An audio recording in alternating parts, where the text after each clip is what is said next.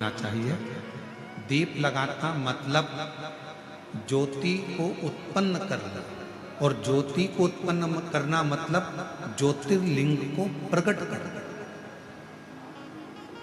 दीप की जो ज्योति होती है, दीप की जो ज्योति प्रकट होती है, दीपक की जो ज्योति होती है, वो भी ज्योतिर्लिंग का ही प्रतीक होती है।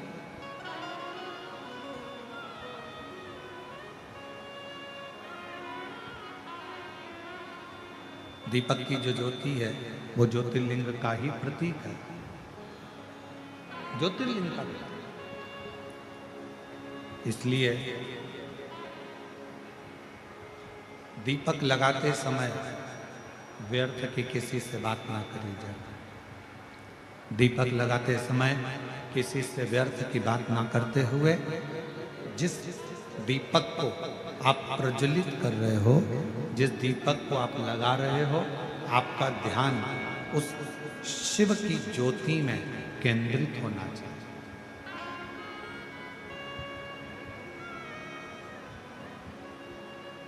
भगवान शंकर की ज्योति में आपका ध्यान केंद्रित।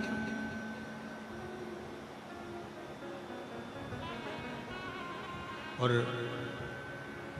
शिव की ज्योति में जब आपका ध्यान केंद्रित होगा, भगवान शंकर की ज्योति में जब आपका ध्यान केंद्रित होगा, तब आप स्वयं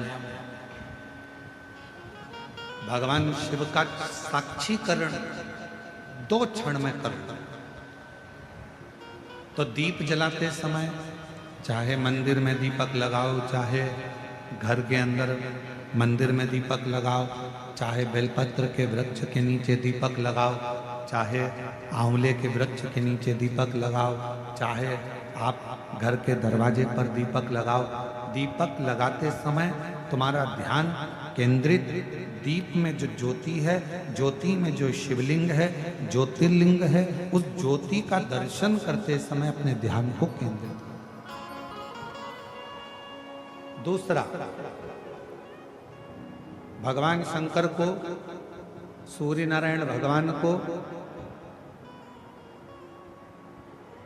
तुलसा महारानी को, बेलपत्र को, आंवले के वृक्ष को, पीपल के वृक्ष को, बट वृक्ष को, शमी वृक्ष को जब आप जल चढ़ाएं, तो जल चढ़ाते समय भी व्यर्थ की बातें ना करते हुए, जल चढ़ाते समय जल की जो धार है, उस धार पर अपना ध्यान केंद्रित होना चाहिए।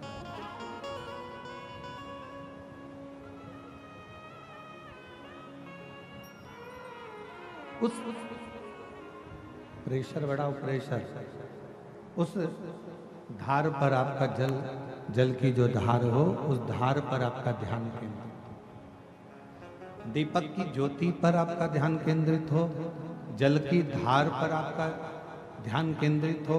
तीसरे नंबर पर कहा गया, तीसरा स्थान जो कहा गया, जब भगवान शंकर के मंदिर में, देवता के मंदिर में, देवालय में, शिवालय में जब आप भगवान को प्रणाम करने के लिए, नमन करने के लिए नीचे झुके हो, उस समय पर आपका ध्यान भगवान के चरणारविंद में केंद्रित होना चाहिए।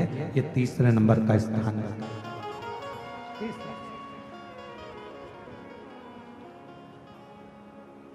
ज्योति, थोड़ा प्रेशर खोल जाए। ज्योति, जलधार, चरणारविंद को नमन करना, तीसरा। और चौथा स्थान बताया,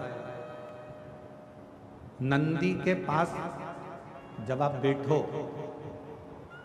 हमने पहले भी कथा में कहा, जब कोई बहुत ज्यादा, बहुत बड़ा कोई तकलीफ, कोई कष्ट, कोई दुख, कोई परेशानी आपकी जिंदगी में यदि आ गई हो, तो नंदी के पास शंकर जी को जल चढ़ाने के बाद 2 मिनट, 2 क्षण, 1 मिनट, 5 मिनट, जितना मिल जाए, आधा मिनट, 1 सेकंड नंदी के पास बैठना चाहिए। नंदी के। और कौन सा स्थान बताया? तो कहा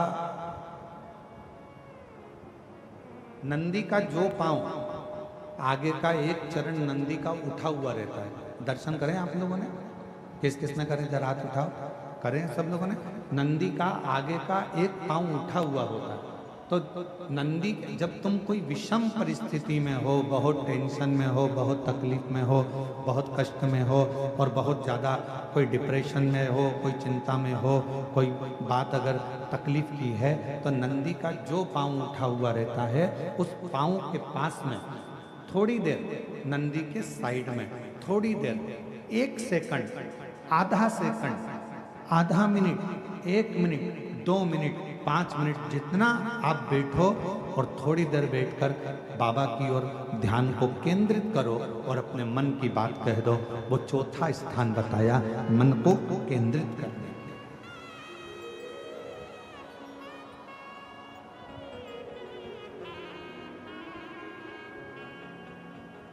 पांचवा स्थान, जब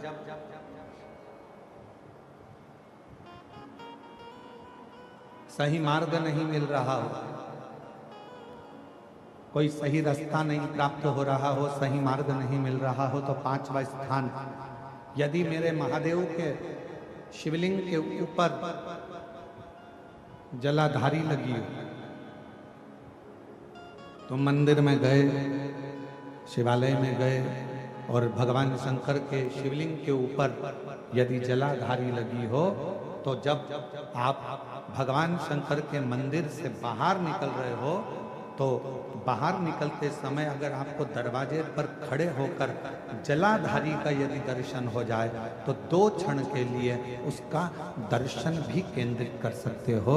ये 5 स्थान ऐसे हैं जिन स्थान पर अपने भगवान के चरणारविंद को, भगवान के दर्शन को केंद्रित किया है।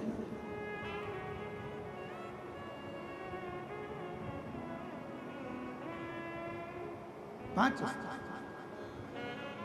सभी लोग बोलेंगे साथ में। पहला, जम के बोलो जरा, जम के बोलो, आवाज नहीं आ रही है।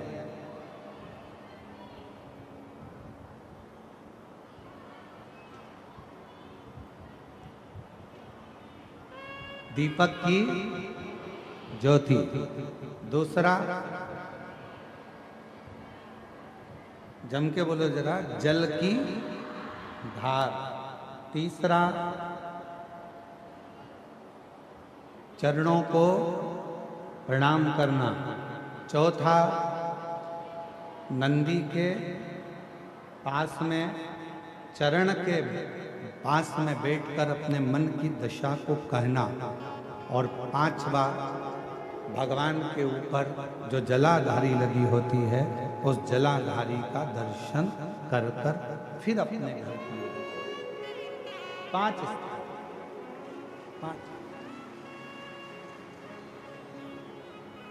और जब शिव भक्ति में लगे हो, भगवान शंकर के विरल भक्ति में लगे हो, भगवान शंकर के भजन में लगे हो, भगवान शंकर के विरल भक्ति में लगे हो, जैसे बृहस्पति महाराज की धर्म पत्नी शुभा भगवान शंकर के पार्थिव लिंग का पूजन कर रही थी, और पूजन के समय पर उसके कानों में शब्द गया, उसके कानों में शब्द पहुंचा, और शुभा के कानों में शब्द पहुंचा, पर शुभा उठी नहीं, क्योंकि अपने ध्यान को केंद्रित करने में लगी, उठी नहीं। बाहर खड़े हुए इंद्रदेव को, बाहर खड़े हुए इंद्रदेव को क्रोध आ रहा था। भगवान ने माता पार्वती जी की परीक्षा ली, और जितनी बार मेरे बाबा परीक्षा लेते हैं, उतनी बार वर भी देते हैं। आज एक बात अपने अंदर उतार कर रखना, अगर ठोकर लगी है, गिरे हो, तो दूसरी बार तुम ठोकर खाकर नहीं गिरोगे, क्योंकि तुम्हें मालूम है यहाँ रास्ते में खड्डा है, तुम्हें मालूम है रास्ते में पत्थर है, ठोकर लग जाती है, गिर जाते हैं। आप धीरे धीरे संभलना चालू कर दे। धीरे धीरे संसार में कोई भी वस्तु पूरी कभी नहीं मिलती, कभी नहीं। धन भी मिलेगा तो पूर्ण नहीं मिलेगा, परिवार भी मिलेगा तो पूर्ण नहीं मिलेगा, संसार में सुख भी मिलेगा तो पूर्ण नहीं मिलेगा। संसार में कोई वस्तु ऐसी नहीं है जो तुम्हें पूर्ण मिले। केवल एक संसार में पूर्ण मिलता है, तो वो मेरा देव अधिदेव महादेव पूर्ण मिलता है, पूर्ण मिलता है। इसलिए शिव महापुराण की कथा कहती है भगवान शंकर को ज्यादा तुम्हें कुछ देने की जरूरत नहीं है। शंकर भगवान को मात्र एक चावल का दाना, एक चावल का दाना मात्र, और वो भी पूर्ण, खंडित नहीं, आखा चावल, पूर्ण चावल अगर एक देव अधिदेव महादेव को समर्पित कर। और हम तो फिर निवेदन करेंगे, एक अष्टमी, प्रदोष, शिवरात्रि, सोमवार, बोलते जाओ जरा, सब बोलो कौन कौन सी तिथि? अष्टमी, प्रदोष, शिवरात्रि, सोमवार।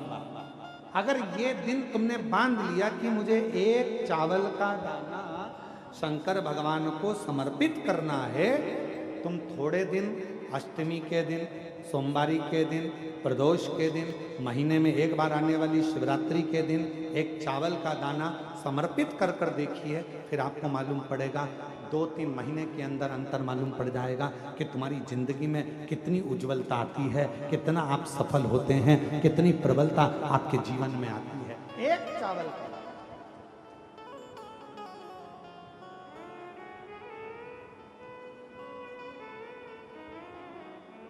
और वो भी चावल का दाना धोला। चावल क्यों शिव जी को प्रिय है? क्योंकि वो चंद्र की आकृति का है, चंद्र के स्वरूप का है, श्वेत है।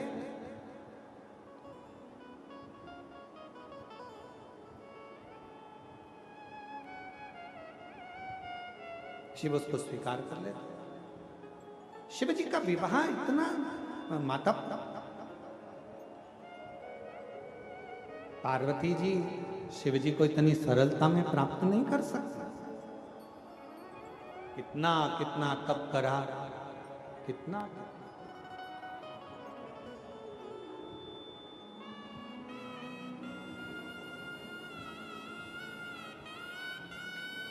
और ओ मेरे भोले, संसार की लौकिक रीति नहीं है। विवाह एक आत्मा और परमात्मा के मिलन का बिंदु भी है। एक आत्मा और परमात्मा के मिलन का बिंदु है। भगवान शिव पार्वती जी से कहते हैं, जरूरी नहीं कि पति धर्मात्मा है तो पत्नी भी धर्मात्मा होगी। एक बीमारी होती है शुगर की बीमारी,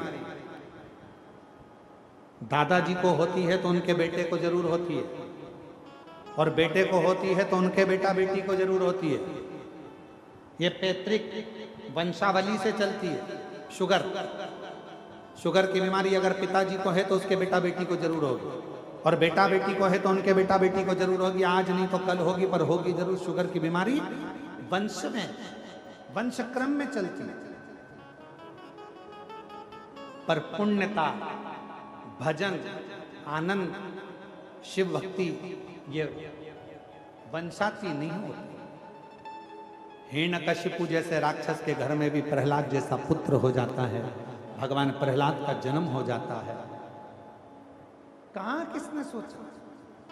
कहीं कहीं पिताजी धर्मात्मा है पर बच्चे धर्मात्मा नहीं हो पाते, कहीं कहीं पर पति पत्नी दोनों धर्मात्मा है पर औलाद धर्मात्मा नहीं हो पाती, भगवान पर विश्वास नहीं कर पाती, भगवत भजन नहीं कर पाती, स्मरण नहीं कर पाती।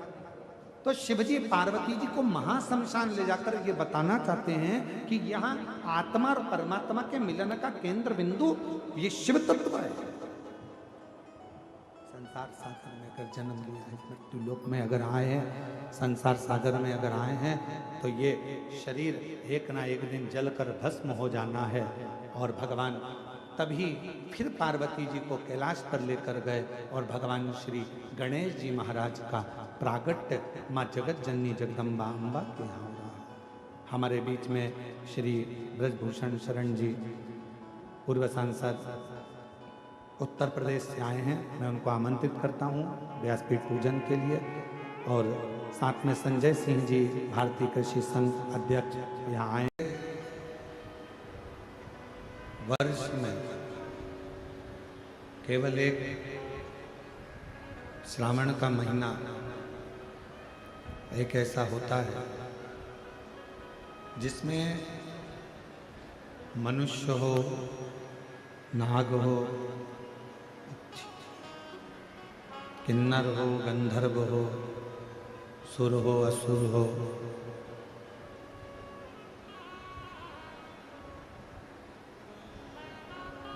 एक छोटा जीव जंतु भी।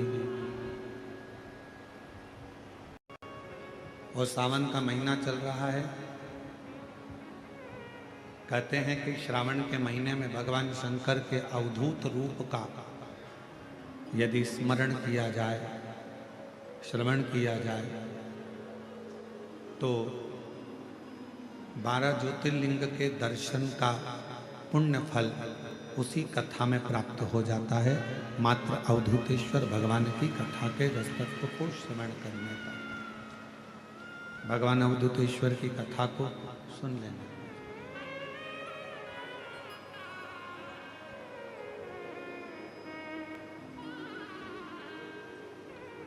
और ये कथा कर्णप्रिय, वर्णप्रिय और धर्मप्रिय, इन तीनों शब्दों में पहले नंबर का जो शब्द है कर्णप्रिय, जो हमें थोड़ा सा भी अगर हम बड़ाई सुन लेते हैं, अपने लिए अच्छा सुन लेते हैं, तो हमारे भीतर थोड़ा सा अभिमान आ जाता है। इसको कर्णप्रियता कहते हैं।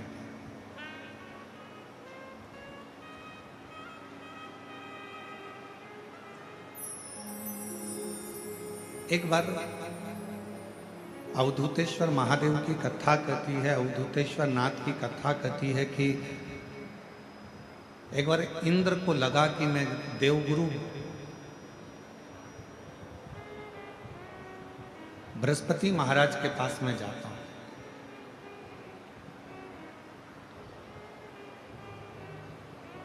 थोड़ा सावधानी से सुनिएगा, आज की कथा का स्मरण बड़ा सुंदर है।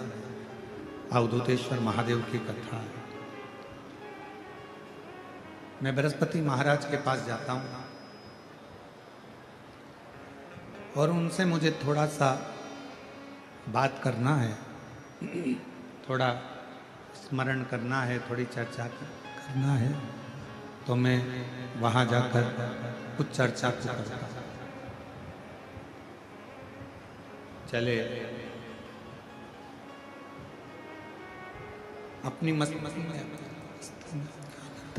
मस्ती में, अपने आनंद में, अपने आनंद के साथ अपनी अलमस्ती में